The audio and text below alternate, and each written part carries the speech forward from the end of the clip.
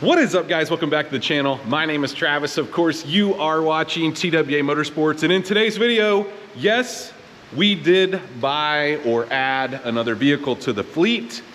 I'm going to show you guys that in just one second, but probably the coldest it's been out here. I didn't want to run the heater because I didn't want the noise while I was showing you guys this car. But we're in the middle of a winter storm advisory warning. I don't know. It's raining right now. It's supposed to be freezing rain, sleet, snow.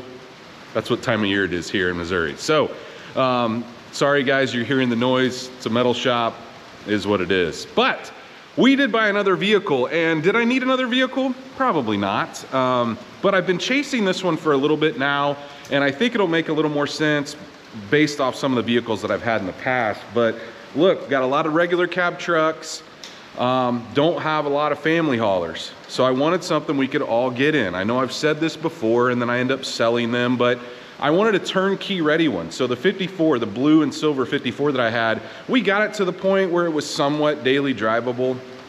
I say, didn't have any heat, didn't have any AC. I didn't want to tear into that. I wanted something I could drive right now. So that is what I bought.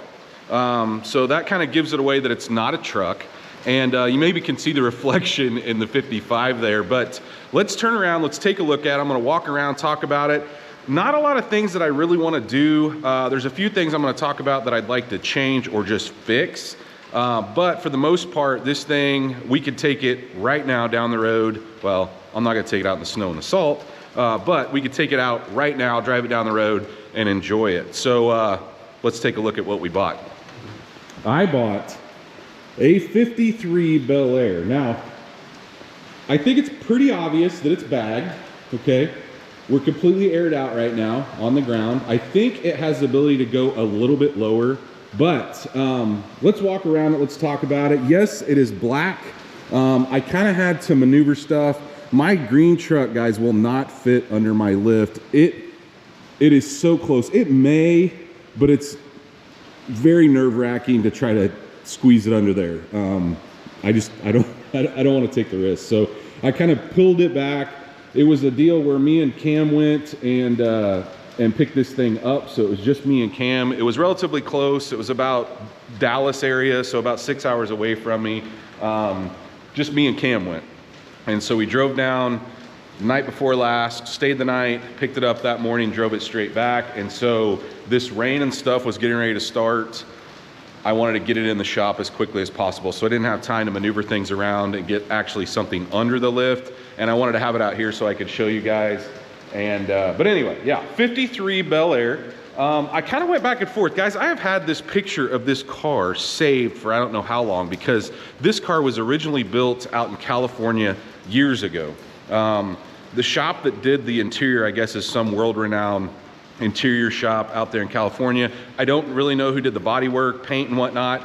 They did a really good job. This thing is laser straight down the side. If you guys can see, for black, pretty straight down the side. So some work went into this, but anyway, this thing sold at Barrett Jackson in 2014, and it's very easy to look that up. 2014 Barrett Jackson in Scottsdale, this thing sold. And I originally saw it probably in 2015, just cruising through pictures and whatnot. And actually the wheels that are on this are the same ones that I put on the 55, the same ones that I put on my 54. And the reason for that is because of this picture. I loved those wheels on this car, and the pictures on Barrett Jackson show it slammed to the ground. Well, this thing popped up recently. I say recently, I've been talking to this guy since back in September. So I've been chasing on this car for a while. There was some issues because it set a lot. And so his son bought it for him out of Mecum. He went through the Mecum auction in, I think back in September or somewhere around there in California. And his son bought it for him, and he's like, I don't really need this thing. So he wanted to sell it. And so I bought it. But he has done a lot of stuff to address some of the issues that it had. Guys, it's got a vintage AC system that wasn't working correctly. It's got an older RideTech air ride setup. It was probably back when it was air ride technologies before it was actually RideTech. So you'll see in a minute, the gauge in there is an older RideTech or air ride technology gauge. He put a new fuel tank in it, new fuel pump, new fuel lines, all braided. So kind of to let you know, I'm not gonna pull it up on the lift, but the rear is a 4-link, very similar to what's on the 55. So it's a parallel 4-bar with a panhard rod that comes across. It's exact setup to this guy over here. And so that's what's in the back with the airbags. The front is a Scott's Hot Rod front end kit. So it is a steering rack. It's got tilt.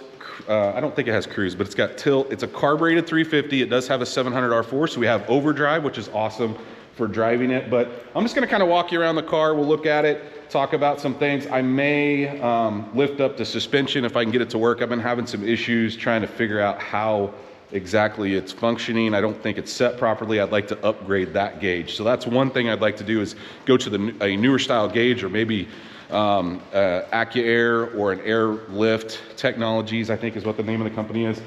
I don't love the size of the front tire. It's a little bulgy for me. Those are just two complaints that I have off the rip. But anyway, let's look at the back.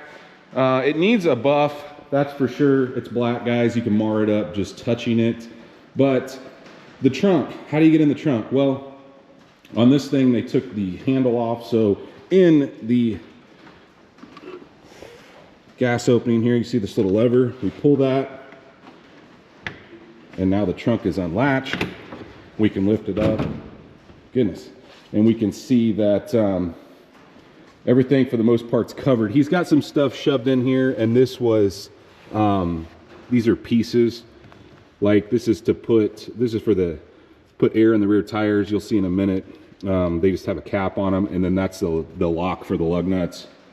But other than that, it's got a kill switch in the back, which I probably need to actually kill that since it's sitting out here, and I probably won't be driving it all this week due to snow. But you could see the marring in the paint. That'll come out with just a single stage polish, guys. That's it's just from somebody using probably a dirty rag to wipe it down, maybe not a microfiber or something. But this thing was probably just like driven to shows and whatnot, not really messed with. But on the inside is where it's really, really nice. This is all leather interior. You can see that the vents for the AC are routed into the dash. Black carpet, just a beauty. I would like to add seat belts. My wife's gonna want me to add seat belts to this thing, that's for sure. But just a great looking car. Let's look under the hood, if I can do this with one hand. I don't know that I can though. All right, we're gonna have to get the camera real close here. I may have to turn the camera off to open the hood, actually. Yeah, you gotta have two hands to open the hoods on one of these. Okay, this is what we've got under here. So you can see, it's gonna stay on me, yeah. Okay, so one thing I would like to change here is I would like to do away with the springs. They make a strut kit that does away with those springs, but as you can see, it just needs a good cleanup under here. Just kind of dirty, but the firewall has been all shaved and cleaned. You can see the AC lines and the heat lines ran through there. It has a new compressor, recently serviced. AC is working now. You can see the new fuel pump down there. Like I said, it is a carbureted V8 350. Guys, it runs great. It's got TIG'd exhaust all the way to the back. You can also see, kind of see over here, the steering column that comes down to the rack, and then all new braided line for the actual fuel lines that are running through here. Braided line for the transmission cooler, hard line and braided line. It's got an electric fan with a fan switch. He put a new alternator on it because it wasn't charging correctly. It actually has working wipers that have been upgraded to electronic versions. So definitely spent some time here. These hoods were two-piece, I believe, and so they have filled that seam up. Guys, the body work on this thing seems to be pretty incredible. I'm definitely excited about this thing. Once we get it to my level as far as like paint correction and whatnot, yeah. But let's look on the inside here. So he just recently upgraded to the vintage air, the newer style gauge. He gave me the old ones. They're sitting on the tire of the truck there, but yeah, that's what's going on here. The brake master is actually under the floor like the original would have been. You could see the headlight switch down there. I need to vacuum this thing out, guys. I literally just got it home. Other than that, pretty stock on the inside. All the gauges work and whatnot. It does have a newer style wheel with the display and its tilt, so that's cool. Okay, so you can see right here, yeah, that's the older version. You can see that. Let's put the key in.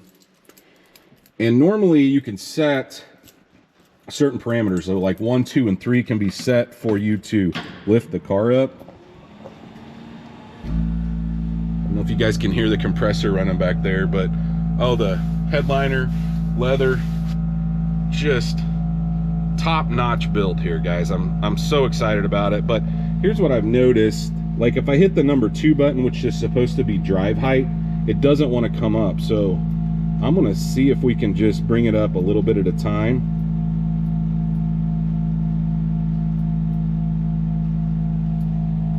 See, it doesn't want to come up. I think that the compressor is having trouble keeping up.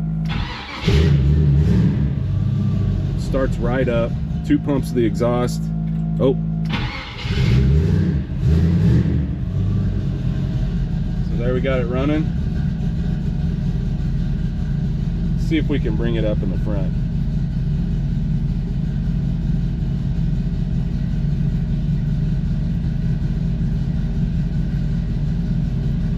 See what I'm talking about?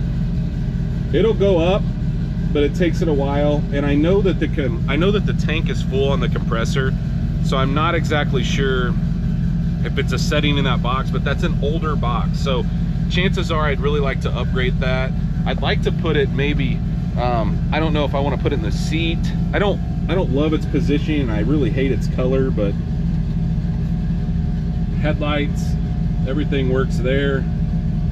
Got the brights on, dims. You can see the indicator in the dash.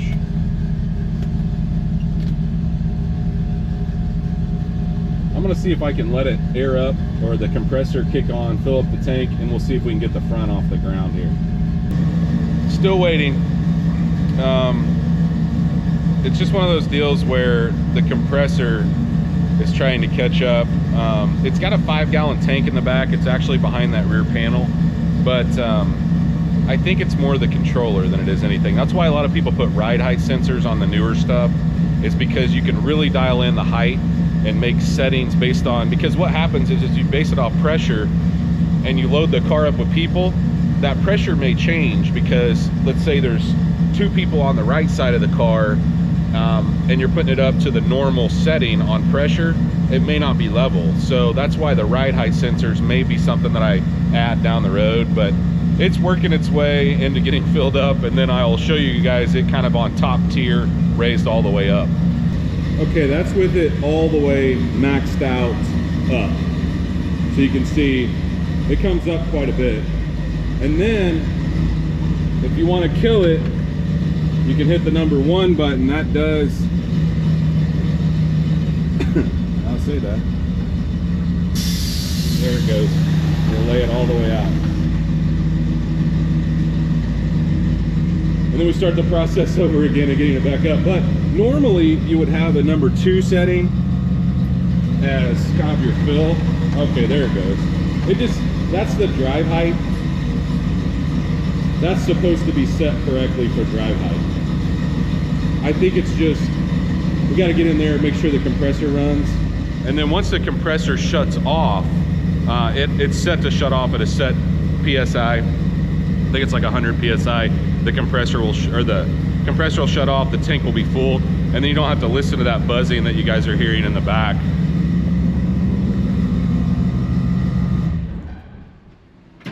So you notice that you hear the compressor running back there. The good news is you don't have to hear that the entire time. Once it gets to that set pressure, it'll shut off and it won't be annoying. But it's pretty loud because it's right here behind the seats. So all in all, you guys can imagine how excited I am about this thing, having something that we can just get in, turnkey, go now. The guy took care of all the issues that it was having. Like I said, the issues that I want to address are purely cosmetic. I want to buff and get that paint just perfect. which won't be hard at all. Like I said, I'm not even gonna have to use a real aggressive pad. It's literally just marring on the top side from just incorrect washing processes would be my guess. I am going to figure a different option out of those front tires. You know, on the 55, see how my front tires are more flush when you look at them? There's not a lot of bulge on that tire. That's what I'm looking for on this guy. So I'll address that just by getting a new set of tires for the front. Other than that, there's one spot, it looks like maybe somebody shut something in the trunk. There's a little chip on the edge. You guys can see it right there. I think I can touch that up and make that look way better than what it does. I'm assuming that's what happened. It looks like somebody probably just inadvertently shut something in the trunk. The rest of it though is incredible. I'm gonna have to pull those wheels off and polish them. All my stuff, like I said, is purely cosmetic. But let me know what you guys think of this new ride for TWA Motorsports. You're gonna be seeing I'd like to do some cruising videos this spring and summer when we get this thing out, and maybe take a little better around video when we get some nicer weather where it's not snowing, raining, sleeting, ice. Yeah. But if you guys did enjoy this new ride, if you enjoyed this video, please, like always, go down there and smash that thumbs up button. Guys, if you are not subscribed, go down, hit the subscribe, ring that bell notification. That will notify you every time we drop a new video on this or any of these other projects. And stay tuned to see what we work on next.